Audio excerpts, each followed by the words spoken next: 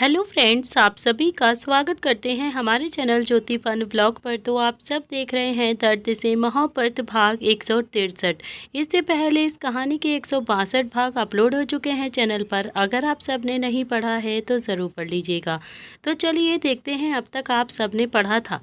नियति की आंखों में अब तक आंसू आ चुके थे। नियति का गला भी भराया था। नियति को लग रहा था कि शायद निव्यांश को कुछ हो तो नहीं किया है। नियति रोते रोते फिर से बोलती है कि प्लीज़ भैया बताओ ना क्या हुआ है निव्यांश को। मेरा दिल बैठा जा रहा है, मुझे बहुत ज़्यादा घबराहट हो रही है।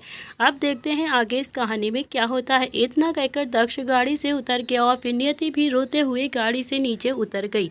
दोनों ही एक छोटी सी पुलिया के ऊपर सड़क के किनारे खड़े हुए थे। तो नियति ने भी अपने आसपास नज़र घुमाकर देखा तो सड़क के किनारे एक ऊंची सी दीवार बनी हुई थी जिस पर निव्यांश खड़ा हुआ था और सुसाइड करने की कोशिश कर रहा था। नियति भी अब निव्यांश को देख रही थी। तो नियति ने निव्यांश को देखा तो रोते रोते बोलती है कि ये आप क्या कर रहे हैं, यहाँ पर क्यों खड़े हैं आप। तो नियति की आवाज़ सुनकर निव्यांश ने भी पीछे पलटकर नियति को देखा और फिर दूसरी साइड देखा जहाँ पर दक्ष, निर्भय और संकल्प तीनों ही बाइक पर टेक लगाकर आराम से बातें कर रहे थे। कहीं ना कहीं तीनों ही आपस में मुस्कुरा भी रहे थे, जैसे उन्हें निव्यांश की सुसाइड से कोई मतलब भी ना हो। तो नियति अभी रोते रोते फिर से बोलती है कि मैं आपसे पूछ सकती हूँ कि आप यहाँ पर खड़े होकर क्या कर रहे हो निव्यांश। तो निव्यांश भी नियति को देखकर थोड़ा सा एक्टिंग करते हुए बोलता है कि यहाँ पर मैं मरने के लिए खड़ा हूँ। दक्ष से बोल दिया था मरने से पहले कि तुम्हारी शक्ल देखना चाहता हूँ मैं, क्योंकि मैं तुमसे बहुत ज़्यादा प्यार करता हूँ। तुम्हारे बिना मैं नहीं जी सकता हूँ, लेकिन शायद तुम मुझसे प्यार ही नहीं करती हो और फिर अब जब तुम मुझसे प्यार ही नहीं करती हो तो मेरे पास कोई दूसरा ऑप्शन नहीं है। मुझे माफ़ नहीं कर सकती हो, मेरे साथ नहीं रहना चाहती हो तो फिर मैं जीकर क्या करूँगा। मर जाना ही ठीक है मेरा, अभी यहाँ से कूद कर अपनी जान दे दूँगा। इतना कहकर निव्यांश ने पुल के नीचे देखा जहाँ पर बहुत ही ज़्यादा गंदा सा पानी बह रहा था। निव्यांश ने खुद ही मन बड़बड़ाया, यार इतना गंदा पानी, इसे देख कर तो मुझे बहुत ज़्यादा उल्टी आ रही है। इसमें कौन गिर कर सुसाइड करेगा। हे भगवान, ये संकल्प भी ना कहाँ पर लाकर मुझे फंसा देता है। कोई नदी या नहीं मिली थी क्या इसे, कोई बिल्डिंग नहीं मिली थी क्या, यहाँ पर नाले के ऊपर चढ़ा दिया मुझे मरने के लिए। तो नियति ने भी निव्यांश का हाथ पकड़कर उसे अपनी तरफ खींचना चाहा तो निव्यांश ने अपना हाथ झटकते हुए थोड़ा सा गुस्से से कहा कि आप बस, बहुत प्यार दिखाने की ज़रूरत नहीं है मुझे, मैं तुम्हारे बिना नहीं रह सकता हूँ। मैं तुमसे बहुत प्यार करता हूँ और इसीलिए मरने जा रहा हूँ मैं, समझी तुम। तो नियति भी रोते रोते बोलती है कि ये क्या बचपना है आपका निव्यांश, भला कोई इतनी सी बात के लिए सुसाइड करने जाता है क्या। कोई अपनी बीवी से इतना कैसे नाराज़ हो सकता है। नीचे उतरिए ना प्लीज़, मेरा दिल बहुत ज़्यादा घबरा रहा है। निव्यांश ने भी थोड़ा सा नौटंकी करते हुए कहा, क्यों नीचे उतर जाऊँ, तुम तो मेरे साथ रहना ही नहीं चाहती हो। ये भी नहीं सोचा कि अगर मैं तुम्हें डांट रहा हूँ तो उसके पीछे ज़रूर कोई वजह होगी। नहीं, खुद का दिमाग लगाया और फिर सीधा अपने घर पर आकर बैठ गई। आई तो आई, मेरा सुख चैन भी अपने साथ में ही लेकर आ गई। कम से कम मेरे बार एक बार तो सोच लिया होता। और फिर अब मैं तुम्हारी माफ़ी के लिए 2 दिन से अपनी ससुराल में भी पड़ा हुआ हूँ। अब मुझे माफ़ नहीं करना चाहती हो, फिर ये जीवन तो मेरा बिल्कुल व्यर्थ ही हो गया है ना। मैं तो सुसाइड करके ही रहूँगा, आज इस दुनिया से चला ही जाऊँगा। और फिर तभी संकल्प पीछे से बोलता है कि हाँ हाँ, तो फिर रोका किसने है तुझे, कूद जा कूद जा। नियति ने पीछे देखा जहाँ पर तीनों ही खड़े हुए थे। नियति दांत पीस कर बोलती है कि संकल्प भैया, कम से कम आप ऐसा तो मत ही कहिए ना, आपको अपने भाई को समझाना चाहिए, उन्हें रोकना चाहिए। तो संकल्प आगे आया और फिर बोलता है कि क्यों समझाऊं, जब आपने इसका साथ ही छोड़ दिया है, जब आप इसके साथ ही नहीं रहना चाहती हो तो फिर ये जी कर क्या करेगा। चल भाई कूद जा तू, घर वालों की फिक्र बिल्कुल भी मत करियो, मैं उन सब का ध्यान अच्छे से रखूंगा। और फिर हाँ, भाभी की भी फिक्र मत कर तू, एक अच्छा सा बढ़िया सा लड़का देखकर भाभी की भी शादी करवा दूंगा, वो भी मज़े काटेंगे अपनी ज़िंदगी में। तू कूद जा, जा जल्दी से जा। तो संकल्प की बात सुनकर निव्यांश ने उसे घूर कर गुस्से से देखा और दांत पीसते हुए धीरे से बोला ताकि नियति न सुन ले, साले कुत्ते कमीने, नीचे बहुत बड़ा सा नाला है, इस नाले में जाकर गिरूंगा क्या मैं नहीं जाने वाला इस नाले में, मैं नहीं गिरूंगा इस नाले में। तो नियति भी रोते रोते बोलती है कि अरे संकल्प भैया, निव्यांश आपके ही तो भाई है, भला अपने ही भाई को कोई मारने के लिए कैसे कह सकता है, कैसे आप इन्हें नहीं रोक रहे हैं। तो नियति अभी फिर से निव्यांश की ओर देखकर प्यार से बोलती है कि उतर जाइए ना प्लीज़, प्लीज़ नीचे उतर जाइए, क्यों बचपना कर रहे हैं आप, देखो मुझे बहुत ज़्यादा रोना आ रहा है निव्यांश, प्लीज़ नीचे उतर जाइए ना आप। तो निव्यांश इस बार थोड़ा सा सीरियस होकर नियति को देखकर प्यार से बोलता है कि तो फिर ठीक है, तुम मुझे माफ़ कर रही हो ना, मैं मान लूँगा कि तुमने मुझे माफ़ कर दिया और फिर मैं नीचे भी उतर आऊँगा। नियति ने भी जल्दी से हाँ में अपनी गर्दन हिलाते हुए कहा कि हाँ हाँ, मैंने आपको माफ़ कर दिया है, अब जल्दी से नीचे उतर आइए। तो निव्यांश बोलता है कि वादा करो कि मुझसे कभी भी नाराज़ नहीं होगी अब तुम। तो नियति रोते रोते बोलती है कि हाँ, मैं आपसे वादा करती हूँ, मैं आपसे कभी भी नाराज़ नहीं होंगी, प्लीज़ आप तो नीचे उतर जाइए ना निव्यांश, प्लीज़। तो निव्यांश बोलता है कि ठीक है, नीचे उतर जाता हूँ अब मैं। और हाँ, तभी संकल्प बोलता है कि अरे नहीं नहीं भाई, नीचे ना उतरना तू, अब जब तूने सुसाइड करने का डिसाइड कर ही लिया है तो फिर ठीक है ना, मैं भी ना तेरी तरह सुसाइड देख कर ही जाऊँगा, मैं भी देखूँ तेरी सुसाइड कैसी होगी। तो संकल्प की बात सुनकर निव्यांश गुस्से में बोलता है कि अबे अब तो मान गई है ना तेरी भाभी, तो फिर क्यों सुसाइड करूँगा, मैं अब नहीं करूँगा, सुसाइड करने का प्लान कैंसिल। इतना कहकर वो नीचे कूद गया। तो संकल्प बोलता है कि नहीं भाई, ऐसे नहीं, तूने अगर धमकी दी है तो फिर कुछ सोच कर ही दी होगी ना, अगर तू मरने के लिए यहाँ पर आया था तो फिर अब तो तू कूद ही जा। इतना कहकर संकल्प ने नाले को देखा जो बहुत ही ज़्यादा गंदा था और फिर मुंह सड़ा सा बनाकर बोलता है कि ये तो नाला भी बिल्कुल तेरे जैसा ही है, एकदम गंदा। तो निव्यांश गुस्से में संकल्प को घूर कर देख रहा था और फिर संकल्प जो मुस्कुरा कर निव्यांश को देख रहा था। निव्यांश ने संकल्प के सिर पर एक हाथ मारा और फिर गुस्से में बोलता है कि हाँ वही तो मैं कह रहा हूँ, इतने गंदे से नाले में कूद कर कौन मरेगा, मैं पागल थोड़ी ना हूँ जो इतने गंदे नाले में मरूंगा। इतना कहकर नियति के साथ वो बाइक तक आ जाता है और फिर संकल्प जो अपने सिर को खुजाता हुआ बोलता है कि कोई भी थैंक्स नहीं बोलता है, कोई भी नहीं, बड़ा बेकार ही जमाना आ गया है यार, कोई भी मेरे एहसान को मानता ही नहीं है। तो निव्यांश नियति को बाइक के पास लेकर आया और फिर दक्ष को देखकर बोलता है कि अब हट जा यार, अपनी बीवी को लेकर जाना है मुझे, हट सामने से, ऐसे सामने पर मुंह बनाकर क्यों खड़ा है तू। तो दक्ष भी हट गया और फिर निव्यांश जो बाइक पर बैठा और फिर उसने नियति को भी बैठने का इशारा किया। नियति ने भी अपनी साड़ी का पल्लू ठीक किया और फिर निव्यांश के पीछे बाइक पे आकर बैठ जाती है और फिर देखते ही देखते निव्यांश तो अपनी स्नो वाइट को लेकर वहां से हवा की तरह उड़ गया था और उसके जाते ही तीनों ही एक दूसरे का मुंह देखने लगे थे।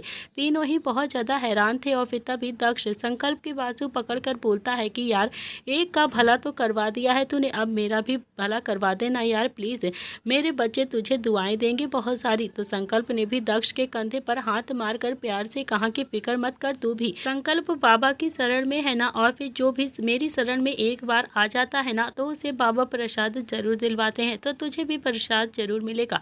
थोड़ी देर के बाद संकल्प ने गाड़ी सिखावत हाउस के बाहर आकर रोक दी थी। दक्ष और निर्भय दोनों ही अब गाड़ी के अंदर एक दूसरे का मुंह ताड़ रहे थे और समझने की कोशिश कर रहे थे कि अब क्या होने वाला है। तभी दक्ष बोलता है कि पक्का अब मैं जाऊँ ना।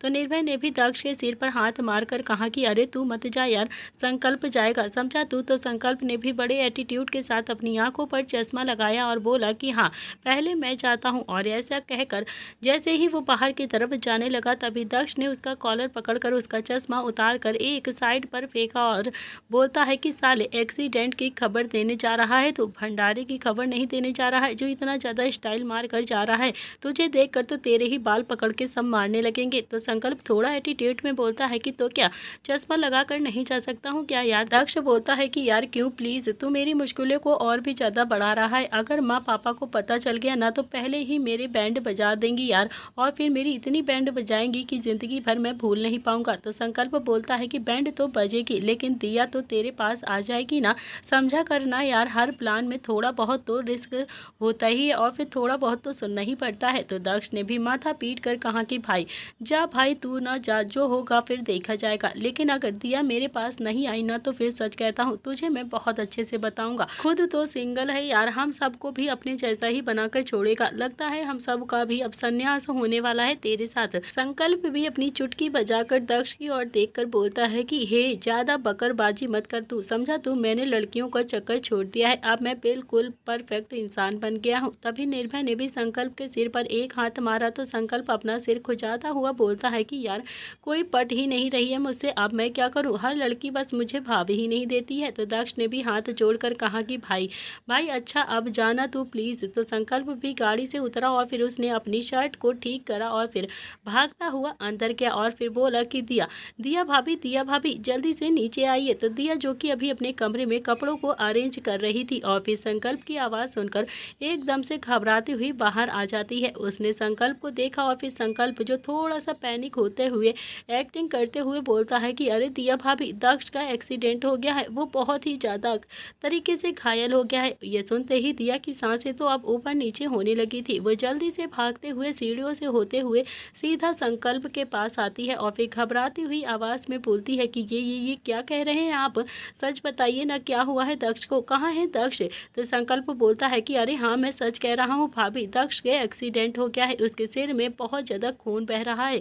ये सुनते ही दिया, जो अगले ही पल बेहोश हो गई थी, दिया गिर जाती उससे पहले ही संकल्प ने उसे संभाल लिया था। अब तो संकल्प की सिट्टी पिट्टी गुम हो गई थी। उसे तो बहुत ज़्यादा डर लग रहा था कि अब क्या होगा। तो संकल्प ने भी आसपास अपनी नज़र घुमाकर देखा तो फिलहाल तो वहाँ पर कोई भी नहीं था। तो संकल्प ने जैसे तैसे दिया को लाकर सोफे पर बैठाया और फिर भागता हुआ बाहर की तरफ आया और फिर उसने दक्ष की तरफ का गाड़ी का गेट खोलकर कहा कि अबे अबे दिया भाभी तो बेहोश हो गई हैं, अब क्या करूं? वो तो पूरी तरह से बेहोश हो गई जैसे ही मैंने तेरी एक्सीडेंट की खबर उन्हें दी।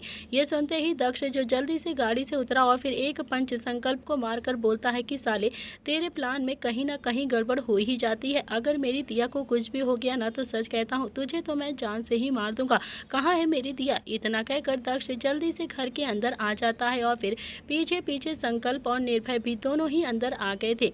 दक्ष ने दिया को देखा तो उसकी आंखें तो हैरानी से फैल गई थी। उसने दिया की बाजू को पकड़कर उसे हिलाते हुए कहा कि दिया, दिया क्या हुआ है तुम्हें? उठो उठो, मैं बिल्कुल ठीक हूँ, क्या हुआ है तुम्हें? और तभी संकल्प ने दक्ष के कंधे पर एक हाथ मारकर बोलता है कि अरे, इससे पहले कि वृंदा ताई और जिया ताई हमें ऐसे यहाँ पर देख ले, कुछ कर बचा। हमें क्या करना चाहिए अब तो, वरना तो हम यहाँ से भाग भी जाएंगे ना तो तू ही पीटेगा, हम दोनों तो यहाँ से निकल जाएंगे, समझा तू? तो दक्ष ने भी गुस्से में संकल्प को घूर कर देखा और फिर अगले ही पल दिया को अपनी गोद में उठा लिया और सीढ़ियों से होता हुआ सीधा अपने कमरे में लेकर आ जाता है। अब दक्ष का दिल भी बहुत ज्यादा घबराने लगा था, उसे बहुत ज्यादा डर लग रहा था। उसे महसूस होने लगा था कि शायद उसे ऐसा मजाक बिल्कुल भी नहीं करना चाहिए था दिया से, जबकि वो अच्छे से जानता था कि दिया बहुत ही ज्यादा सेंसिटिव है, बहुत जल्दी डर जाती है। संकल्प दिया के पैरों को रगड़ रहा था और दक्ष जो दिया के गाल को छू कर देख रहा था और निर्भय जो जल्दी से पानी का ग्लास लेकर आया और फिर उसने दक्ष को देखकर कहा कि ले पानी मार कर देख, शायद होश में आ जाएंगी। तो दक्ष ने भी अब निर्भय के हाथ से वो पानी का गिलास लिया और फिर दिया के ऊपर पानी का छिड़कने लगा और 2-3 बार पानी छिड़कने पर दिया धीरे धीरे आंखें खोलने लगी थी और फिर उसने अपनी आंखों के सामने जब दक्ष को देखा तो उसकी आंखें हल्की हल्की सी नम हो गई थी। वो जल्दी से उठी और फिर उसने दक्ष को अपने गले लगा लिया। वो सुबह सुबह कर रोने लगती है। दिया बहुत तेज तेज फूट फूट कर रोने लगी। तो दक्ष ने भी गुस्से में संकल्प और निर्भय की तरफ घूर कर देखा तो दोनों ही अब इधर उधर देखने लगे थे। दक्ष ने दिया को चुप करवाते हुए प्यार से कहा कि अरे दिया, मैं बिल्कुल ठीक हूँ और तुम कितनी सेंसिटिव हो यार, बस किसी के मुंह से कुछ भी सुन लियोगी तो फिर तुरंत ही बेहोश हो जाओगी क्या? तो दिया भी कुछ भी नहीं बोलती है, बस वो तो अब दक्ष के गले लगकर जोर जोर से रो रही थी। थोड़ी देर तक दिया ऐसे ही बच्चों की तरह दक्ष के गले लगकर रोती रहती है और फिर थोड़ी देर बाद थोड़ा सा दूर हुई और संकल्प को देखकर बोलती है कि संकल्प ने कहा था कि आपका एक्सीडेंट हो गया है और फिर मैं क्या करती? तो दक्ष अभी दिया को चुप करवाते हुए है कि हाँ, वो हम लोग ना मजाक कर रहे थे, लेकिन प्लीज तुम घर में अब किसी को भी ये मत बताना कि हमने तुम्हारे साथ इतना घटिया मजाक किया है। अगर मेरी दोनों माओ को पता चल गया ना तो फिर मेरे साथ साथ इनकी भी सुताई हो जाएगी यार।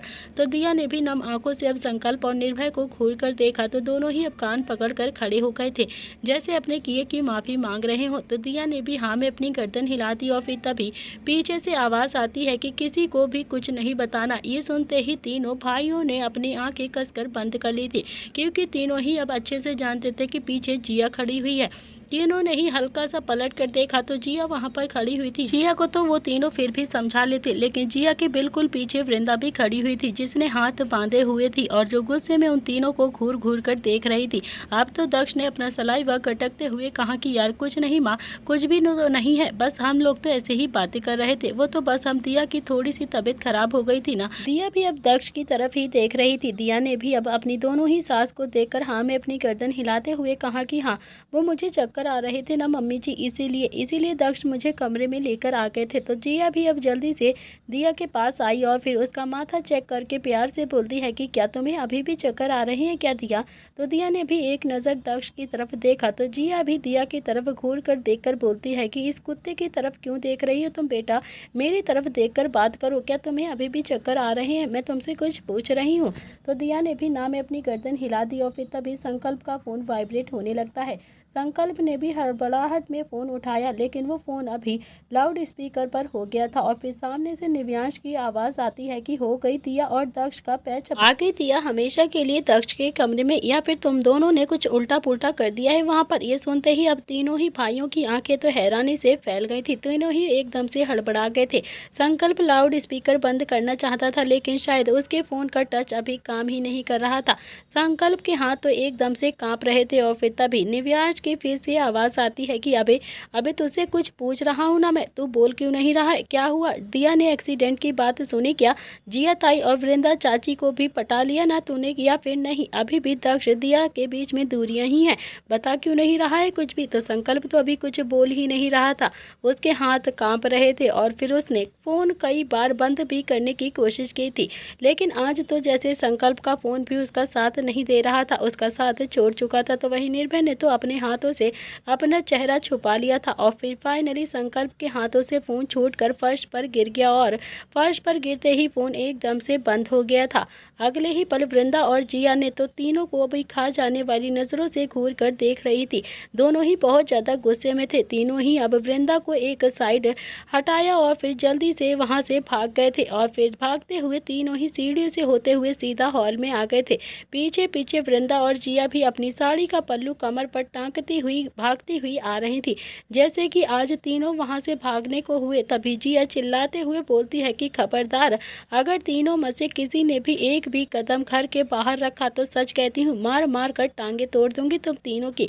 कोई भी कहीं नहीं जाएगा, वहीं के वहीं खड़े रहो। तीनों ही एकदम से रुक गए और फिर तीनों ने ही पलटकर जिया और वृंदा को देखा तो जिया और वृंदा जो अपनी साड़ी संभालती हुई सीढ़ियों से नीचे आ रही थी, पीछे पीछे दिया भी आ रही थी। दिया की भी तो सिट्टी पिट्टी पूरी तरह से गुम हो चुकी थी, क्योंकि झूठ तो दिया ने भी बोला था और अब दिया को भी बहुत ज़्यादा डर लग रहा था कि अब इन तीनों के साथ साथ उसकी भी बैंड बजेगी। और जिया भी आगे आई और फिर तीनों को देखकर गुस्से में बोलती है कि क्या क्या खिचड़ी पकाते रहते हो तुम तीनों के तीनों? क्या खिचड़ी पक रही है तीनों के बीच में? थोड़ी बहुत शर्म है भी या फिर नहीं? अब सच सच बताओ कि दिया की तबीयत कैसे खराब हुई थी? तो तीनों ही अब कुछ नहीं बोलते हैं और एक दूसरे के पीछे छुपने की कोशिश करते रहते हैं। कहीं ना कहीं दिया भी ये सब कुछ देखकर थोड़ा सा खुश भी हो रही थी, क्योंकि उसने पहली बार दक्ष को ऐसे बच्चों वाली हरकतें करते हुए जो देखा था।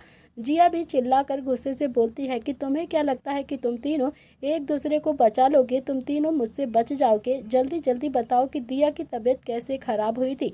तो संकल्प आगे आया और फिर थोड़ा सा हिचकिचाते हुए बोलता है कि ताई ताई वो क्या है ना कि आपने दक्ष और दिया को थोड़ा सा दूर कर दिया है ना, और फिर दक्ष जो दिया के बिना रह नहीं सकता है। हमने दिया से झूठ बोल दिया कि दक्ष का एक्सीडेंट हो गया और फिर ये आपकी इतनी प्यारी सी बहू जो इतना ज़्यादा सेंसिटिव है, फिर ये कह सकते हैं कि ये इतना ज़्यादा दक्ष से प्यार ही करती है कि ये बात सुनते ही ये एकदम से बेहोश हो गई थी। और फिर जिया और वृंदा जो हैरानी से अभी तीनों को ही देखने लगती हैं और फिर तभी वृंदा गुस्से में किचन में गई और वहाँ से एक बेलन और एक चमचा लेकर बाहर आ जाती है। उसने बेलन जिया को पकड़ाते हुए कहा कि ऐसे नहीं मानेंगे दीदी, ये इन्हें तो हम अपने तरीके से सुधारना पड़ेगा। अब हम दोनों को ही इन्हें इनकी सुताई करनी पड़ेगी। इतना कहकर उसने तो अब सीधा एक चमचा दक्ष को मार दिया था और फिर दक्ष जो पूरे हॉल में इधर उधर भागने लगा था। ये देखकर संकल्प और निर्भय की भी तो सिट्टी पिट्टी पूरी तरह से गुम हो गई थी। जिया बोलती है कि तुम दोनों को क्या लगता है कि तुम दोनों को छोड़ देंगे हम?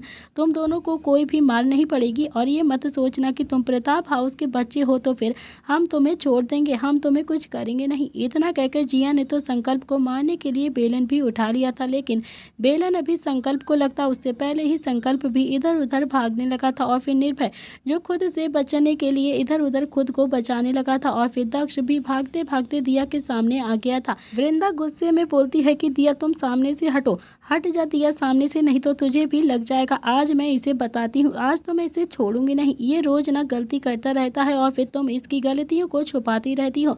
सामने से हट जाओ दिया अभी के अभी। तो दक्ष अभी दिया को पकड़कर बोलता है कि दिया दिया प्लीज हटना मत तुम, अगर तुम हट गई ना तो सच कहती हूँ अपने पति को अपनी माँ से ही पीटते हुए देख लोगी तुम। क्या तुम ये चाहती हो कि तुम्हारे सामने तुम्हारे पति की पिटाई हो जाए, क्या तुम ये बर्दाश्त कर पाओगी? प्लीज़ दिया, हटना ना मेरे सामने से, प्लीज़ आगे से बिल्कुल भी मत हटना। सच कहता हूँ माँ बहुत ज़्यादा गुस्से में है, आज तो भाग भाग कर मेरी बचा ही देंगी यार, बहुत मारेंगी मुझे। तो दिया बोलती है कि प्लीज़ माँ छोड़ दीजिए ना इन्हें, उन्हें चोट लग जाएगी, प्लीज़ मम्मी जी छोड़ दीजिए। वृंदा गुस्से में बोलती है कि तेरे इसी प्यार की वजह से ही तो ये इतना ज़्यादा बिगड़ गया है, ये नहीं सोचता है कि ये क्या कर रहा है और फिर क्या नहीं कर रहा है। अपने आवारा लफंडर दोस्तों से मिलकर ये इतनी ज़्यादा उल्टी सीधी हरकतें कर रहा है, मैं ना आज इसे छोड़ूंगी नहीं, इसे बहुत ज़्यादा मारूंगी।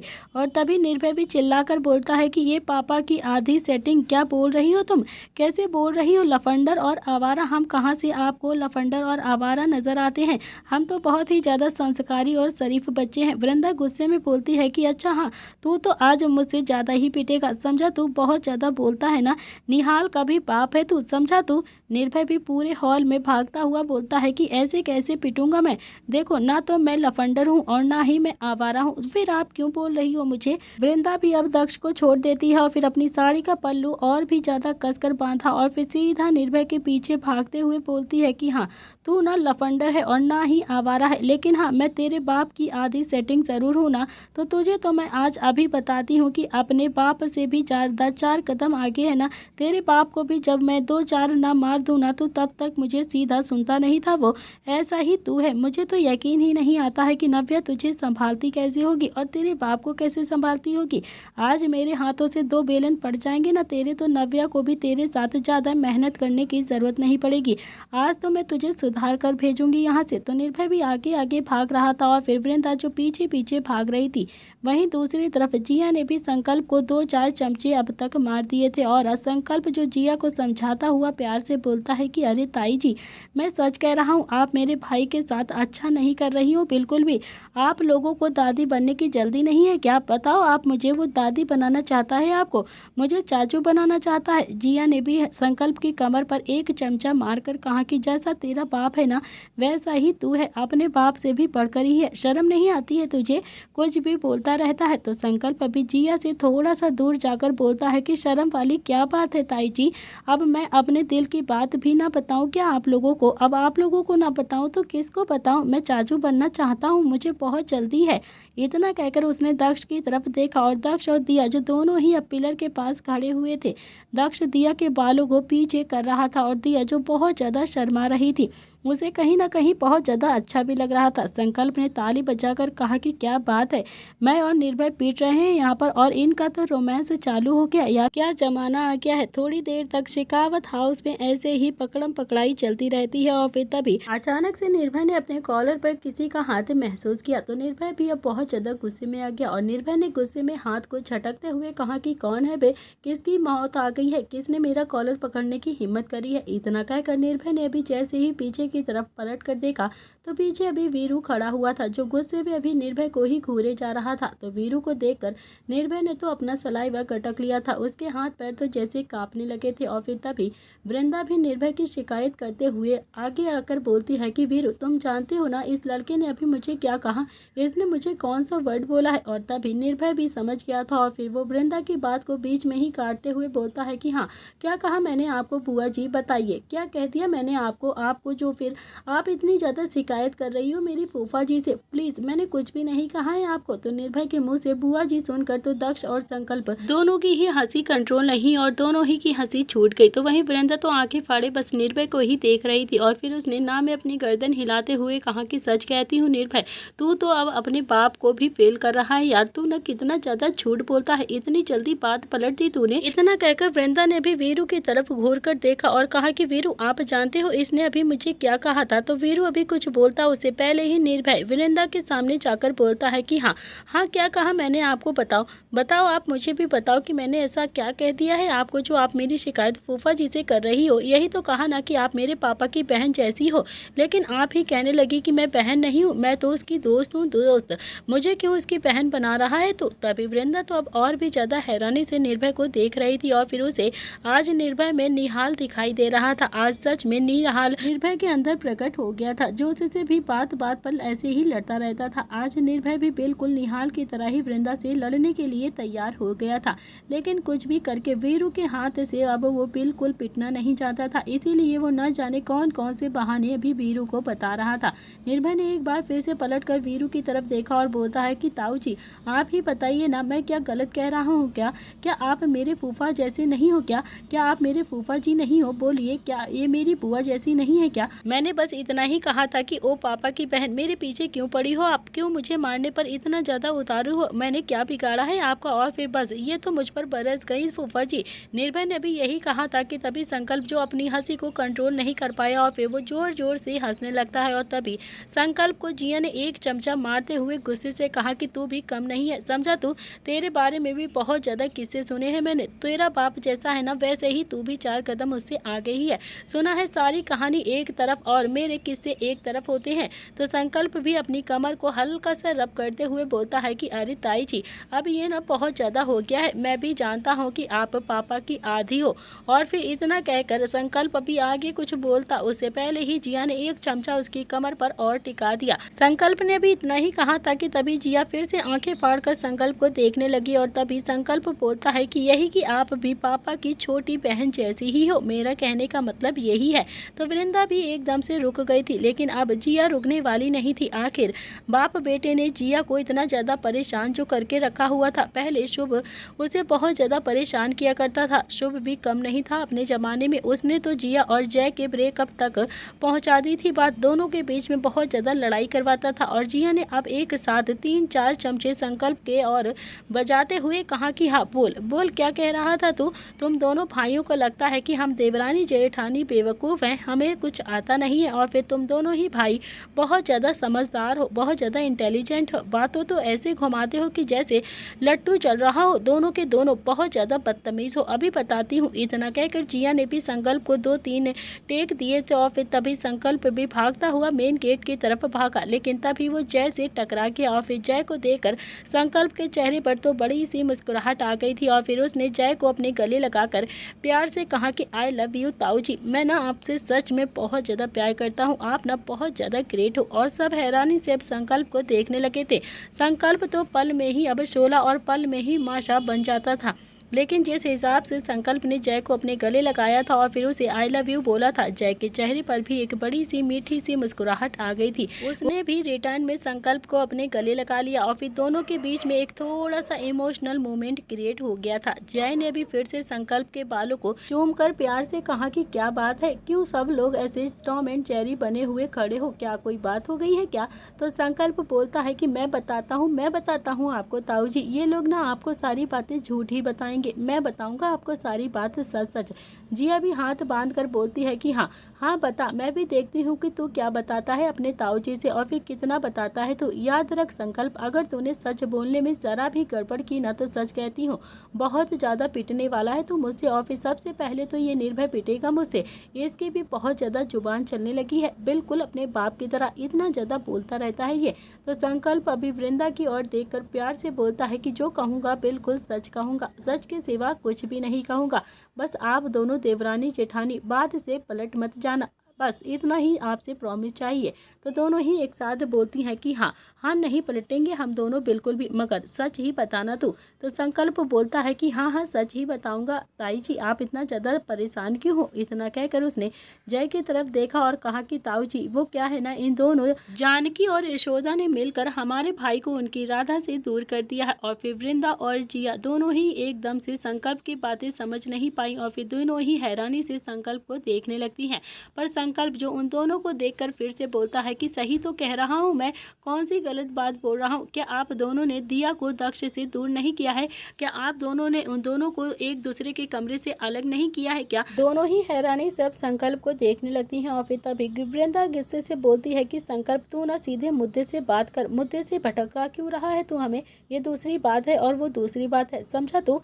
तो निर्भय भी वृंदा के सामने जाकर बोलता है कि बात बात होती है ताई जी, पहले ये बताओ कि आप ये बात सच है या फिर झूठ है, या आपने हमारे भाई को उसकी बीवी से दूर किया है या फिर नहीं, आप पहले ये बात बताएंगी। तो जय ने भी वृंदा की ओर देखा और फिर वृंदा बोलती है कि भैया ये बातों को घुमा फिरा कर कह रहा है, ऐसी कोई भी बात नहीं है, ऐसा कुछ भी नहीं है जैसा ये आपको बताने की कोशिश कर रहा है। अब तो दक्ष भी अपनी माँ से बदला लेने का मौका ही मिल गया था और फिर वो भी जल्दी से आगे आया। वो भी वृंदा के सामने जाकर बोलता है कि झूठ मत बोलो माँ, संकल्प बिल्कुल ठीक कह रहा है, मैंने कहा था कि मुझसे गलती हो गई है, लेकिन आपने मेरी एक न सुनी और फिर मुझे दिया से दूर कर दिया। इतना कहकर दक्ष झूठ मूठ कर रोने का नाटक करने लगता है और फिर धीरे धीरे ससक ससक कर जाता है और जय के गले लग जाता है और सिसक कर रोने लगता है। तो जय ने भी वृंदा और जिया की तरफ देखकर कहा कि तुम दोनों घर में समझदार हो और बड़ी भी हो, उसके बाद भी बच्चों के साथ ऐसी हरकतें करती हो। अरे जरा सा तो सोचना चाहिए कि अरे दोनों की अभी अभी तो शादी हुई है, दोनों ही बहुत मासूम से छोटे से बच्चे हैं, दोनों साथ में वक्त बिताएंगे तो इनके गिले शिकवे भी दूर हो जाएंगे, दोनों के बीच की मिसअंडरस्टैंडिंग दूर होगी। इतना कहकर जय ने भी दक्ष के बालों पर अपना हाथ फेरा और उसके बालों को चूम लिया। तो दक्ष ने भी मासूम सा चेहरा बनाकर जय को देखा और फिर प्यार से बोलता है कि बड़े पापा, मैं दिया को लेकर कहीं घूमना चले जाऊं क्या, ये लोग तो मुझे जाने ही नहीं देती हैं। तो जय बोलता है कि इसमें पूछने वाली क्या बात है बेटा, लेकिन तुम अभी कैसे जा सकते हो, अभी तो रूही की शादी भी है ना, तो फिर अभी तुम मत जाओ, थोड़े दिन के बाद चले जाना, रूही की शादी के बाद चले जाना, ओके। दक्ष भी अब जय से थोड़ा सा दूर होकर बोलता है कि पक्का बड़े पापा।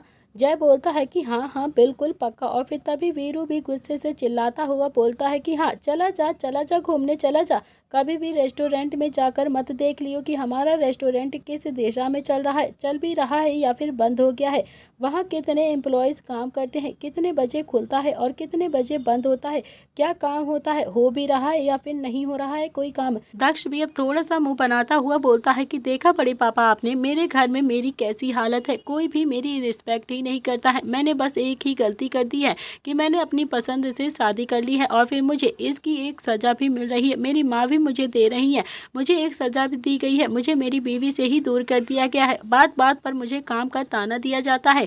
जय को इस वक्त दक्ष पर बहुत ज़्यादा प्यार भी आ रहा था और तरस भी। तो जय ने भी दक्ष को अपने गले लगाकर कहा कि बस बहुत हुआ है, मेरे बेटे को किसी ने भी कुछ भी कहा ना तो फिर उसकी खैर नहीं है, कोई भी दक्ष को कुछ नहीं कहेगा आज के बाद। इतना कहकर जय ने भी वीरू की तरफ घूर कर देखा तो वीरू ने भी अपने कंधे उचकाकर कहा कि हाँ बस कुछ भी कहूँगा तो फिर यही कहोगे कि अपने बेटे पर घमंड दिखाता है, लेकिन हाँ इस दक्ष को बिगाड़ने में सिर्फ आपका और भाभी का ही पूरा हाथ है, आप दोनों के प्यार की वजह से ही ये इतना ज़्यादा बिगड़ गया है।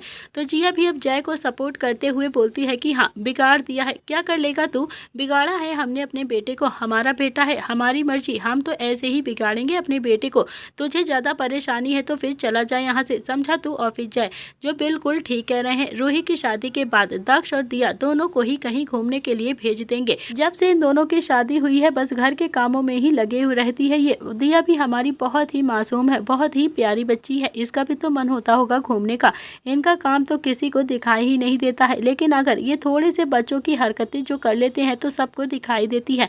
अब कोई भी दक्ष और दिया से कुछ भी नहीं कहेगा। शेखावत हाउस में दक्ष को लेकर अब हल्की फुल्की सी बहस होने लगी थी, तो वहीं संकल्प और निर्भय दोनों ही अपने फ़ोन की स्क्रीन को स्क्रॉल कर रहे थे, जैसे उन्हें तो कोई फ़र्क ही ना पड़ रहा हो कि वहाँ पर अभी किसके बारे में क्या बातें चल रही हैं, कौन किसके बारे में क्या बोल रहा है। दोनों ने ही सेटिंग वाली बात दबाने की कोशिश की और फिर वो सफलतापूर्वक दब भी गई थी, इसीलिए वो दोनों ही अब साइड में आकर आपस में ही बैठकर मोबाइल चलाने लगे थे। तभी संकल्प के अपने फ़ोन को देखा तो धैर्य का मैसेज देखा, तो फिर निर्भय की तरफ देखकर बोलता है कि अभी यार धैर्य को भी बहुत ज़्यादा प्रॉब्लम है, वो भी बहुत ज़्यादा परेशान है, उसने अभी तक नाना नानी को धानी के बारे में कुछ भी नहीं बताया है और इसी के चलते उसकी लाइफ में एक बड़ी प्रॉब्लम हो गई है। दक्ष जो कि अभी जय के घर के पास वहीं पर खड़ा हुआ था, वो जल्दी से संकल्प के पास आकर बोलता है कि तो फिर अब क्या करें यार, चलो उसकी भी मदद करने के लिए चलना पड़ेगा। तो निर्भय बोलता है कि हाँ और क्या यार, उसकी भी प्रॉब्लम को सॉल्व कर ही देते हैं, चलो, बेचारा बहुत ज़्यादा परेशान है हमारा मामा। इतना कहकर तीनों ही अब बाहर की तरफ जाने लगे थे और फिर वृंदा जो रोकते हुए उन दोनों को बोलती है कि पहले जिया बोली कि जाने दो तीनों को, अभी तो उनके खेलने कूदने की उम्र है, रुक जाओ, मत रोको ना उन्हें। तो वृंदा भी अब जिया के पास आकर बोलती है कि भाभी वो तीनों आपको और मुझे बेवकूफ़ बनाकर चले गए और हम दोनों कुछ भी नहीं कर पाए। तो जिया भी ये सुनकर थोड़ा सा हैरान हो गई थी। तो वहीं दिया को तो एकदम से हंसी आ गई थी।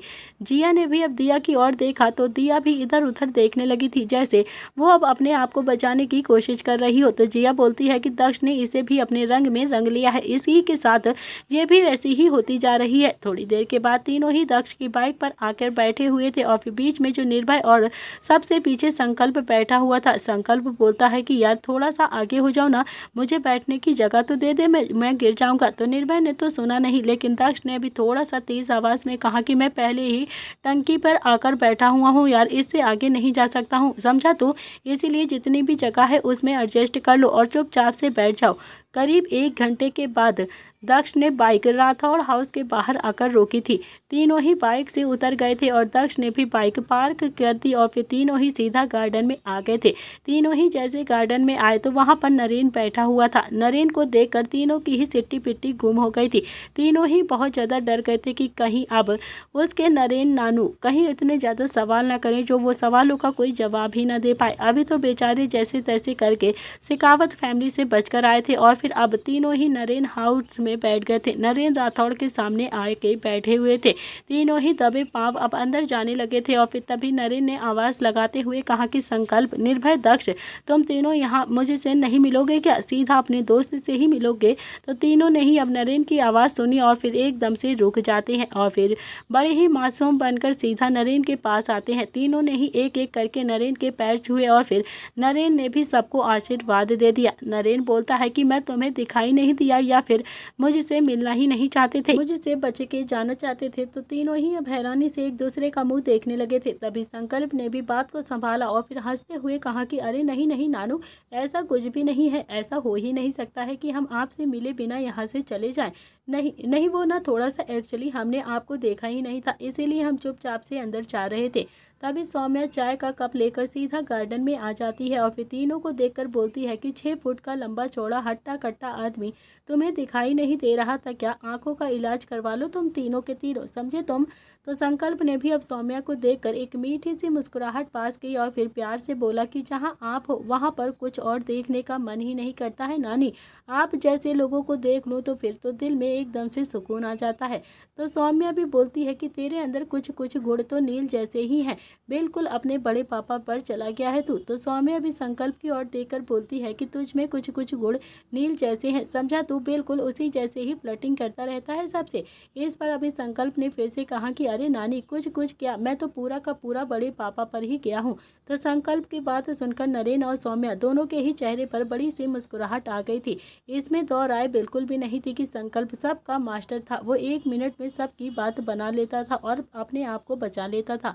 नरेन बोलता है कि अच्छा ठीक है, जाओ अपने दोस्त के पास जाओ, मुझे भी अपनी बीवी के साथ कुछ वक्त बिताना है। इतना कहकर उसने सौम्या के कंधे पर अपना हाथ रख लिया और फिर तभी तीनों भी मुस्कुराते हुए एक साथ बोलते हैं कि क्या बात है, क्या बात है, आप लोगों का प्यार देखकर तो हम भी बहुत ज़्यादा इमोशनल हो जाते हैं नाना नानू।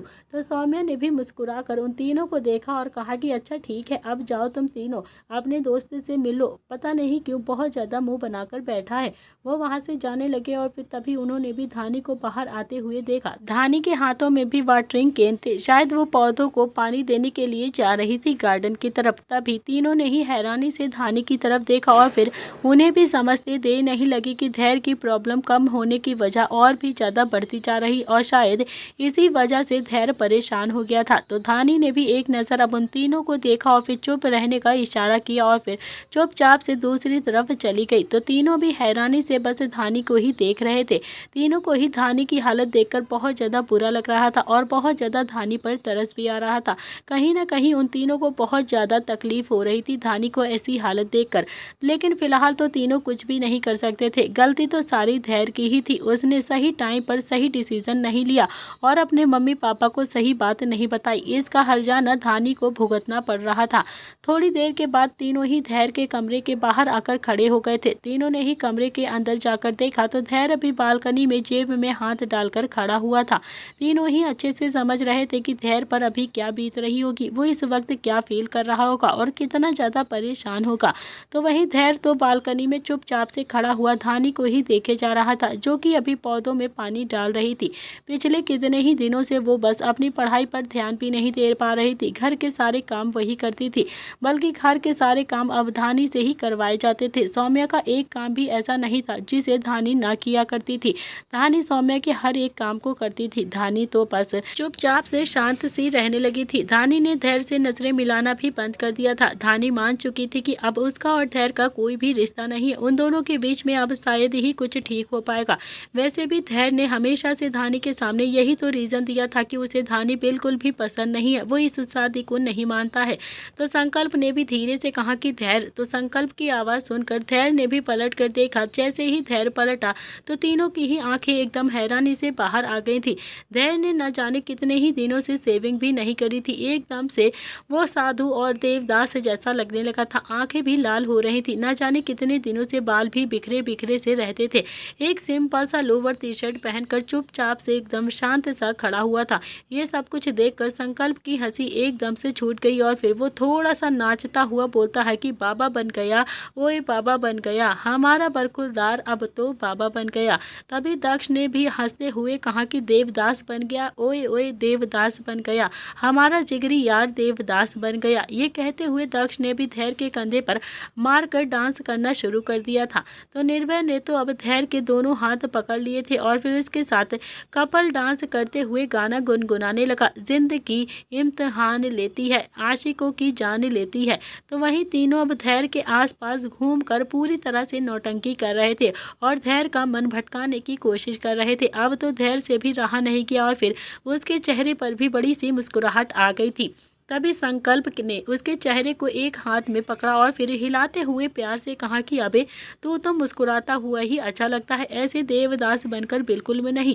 यह क्या मजनू जैसी हालत कर ली है तूने? ऐसा क्या हो गया है तेरी लाइफ में जो तू ऐसा हो गया, बिल्कुल बाबा और देवदास जैसा लगने लगा है तू तो धैर्य ने भी बालकनी की तरफ देखा और फिर बंदरों की टुकड़ी की तरफ देखकर बोलता है कि यार पिछले कितने दिनों से ही वो लगातार घर के बस काम किए जा रही है, चुपचाप से शांत शांत सी रहती है, सारा घर का काम अकेले करती है और मेरे अंदर इतनी भी हिम्मत नहीं है कि मैं अपने पापा से जाकर साफ साफ उसके और अपने बारे में बात कर लूं और उन्हें सारी सच्चाई खुद जाकर बता दूं।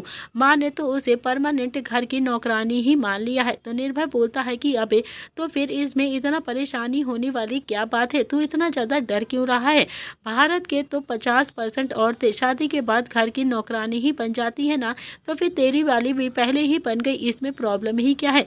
तो संकल्प ने भी निर्भय के सिर पर हाथ मारकर कहा कि पहले कैसे बनी यार, शादी तो इन दोनों की भी हो गई है ना। वो अलग बात है कि हमारा धैर्य ये शादी को मानता नहीं है बेचारा। जब ये शादी को मानने लगा तब इसकी किस्मत ने ही इसका साथ छोड़ दिया, किस्मत ने इसे धानी से हमेशा के लिए दूर ही कर दिया। अब क्या ही कर सकते हैं हम लोग। तो दक्ष ने भी तीनों को घूर कर देखा और फिर कहा कि बहुत हो गया है हंसी मजाक, अब सीरियस बातें करते हैं, समझे तुम तीनों। इतना कहकर दक्ष ने भी धैर्य से पूछा कि क्या हुआ है, बोल बता हमें सारी बात पहले। तो धैर्य ने कहा कि यार पापा ने कल सगाई फिक्स कर दी है मेरी और फिर मेरे अंदर अभी भी अपने प्यार के लिए लड़ने की हिम्मत नहीं हो रही है, मैं कैसे जाकर पापा को सारी चीज़ें बताऊं। तो संकल्प की आंखों में अब अचानक से चमक आ गई थी और फिर वो बोलता है कि किससे शादी फिक्स की है तेरी, मुझे भी फोटो दिखाओ ना।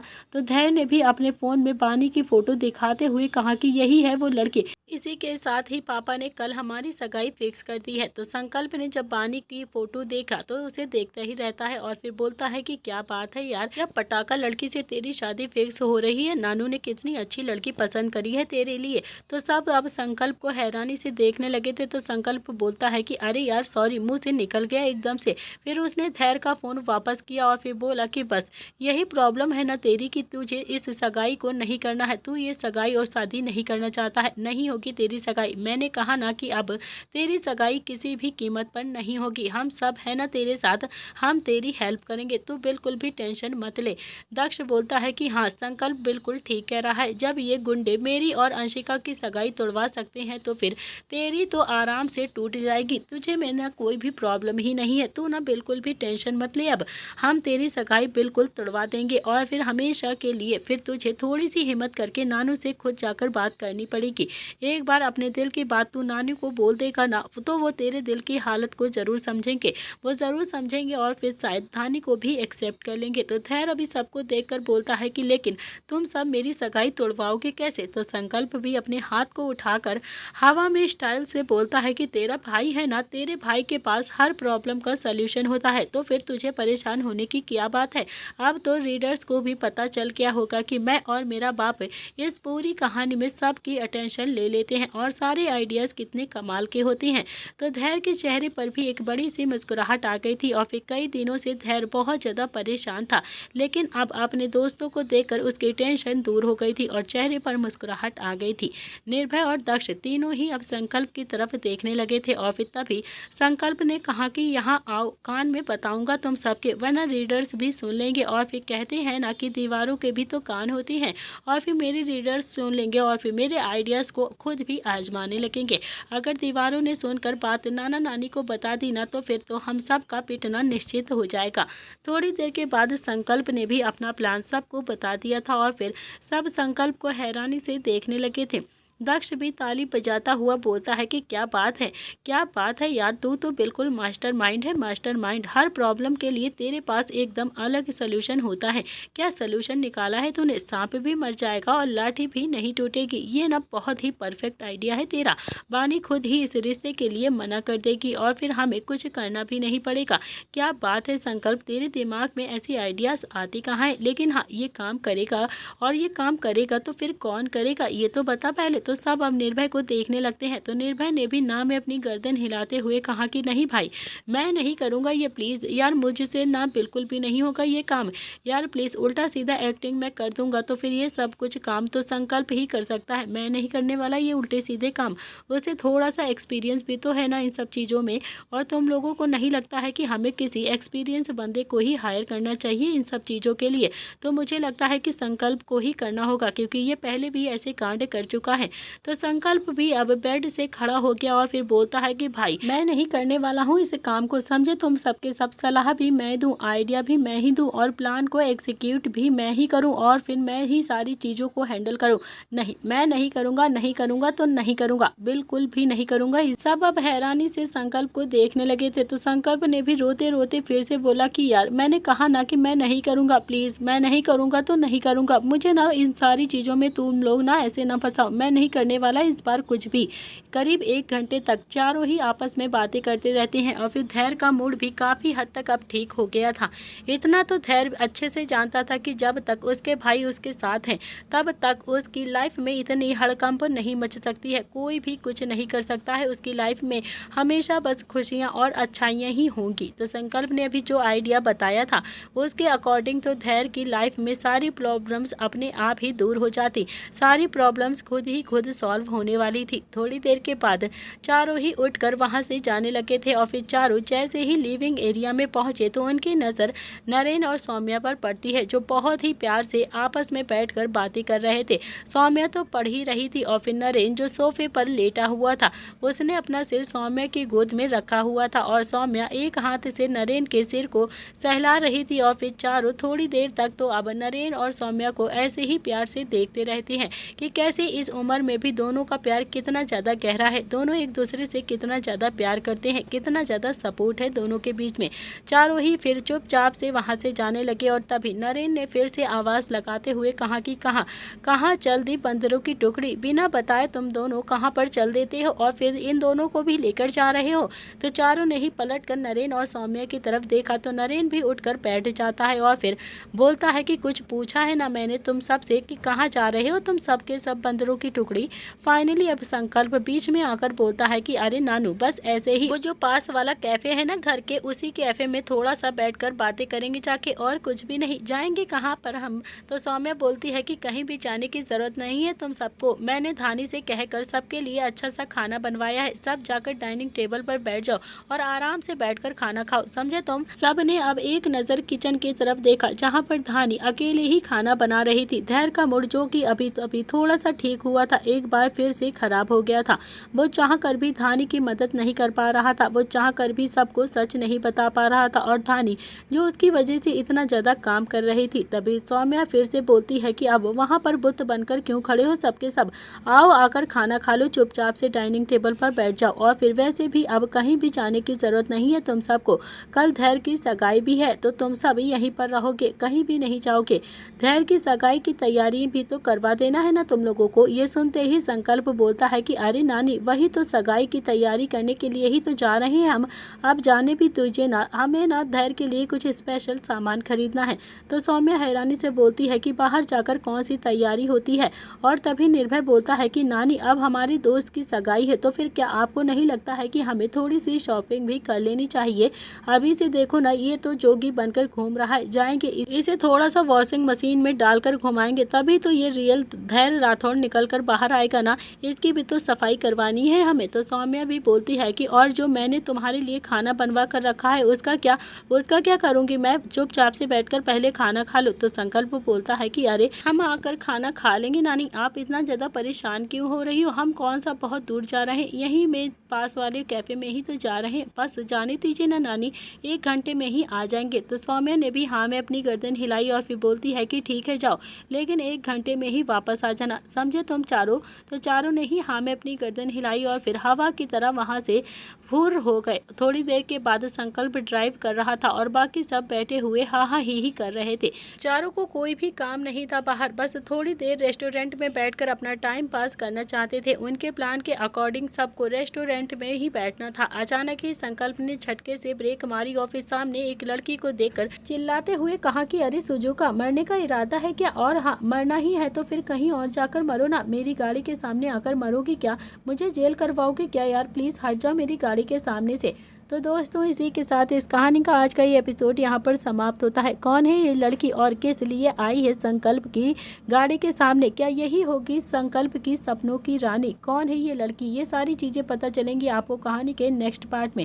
क्या संकल्प और बंदरों की टुकड़ी मिलकर तुड़वा पाएंगे धैर्य और बानी की शादी, या फिर हो जाएगी बानी और धैर्य की सगाई? ये सारी चीज़ें पता चलेंगी नेक्स्ट एपिसोड में। आज के लिए इतना ही। Thank you friends.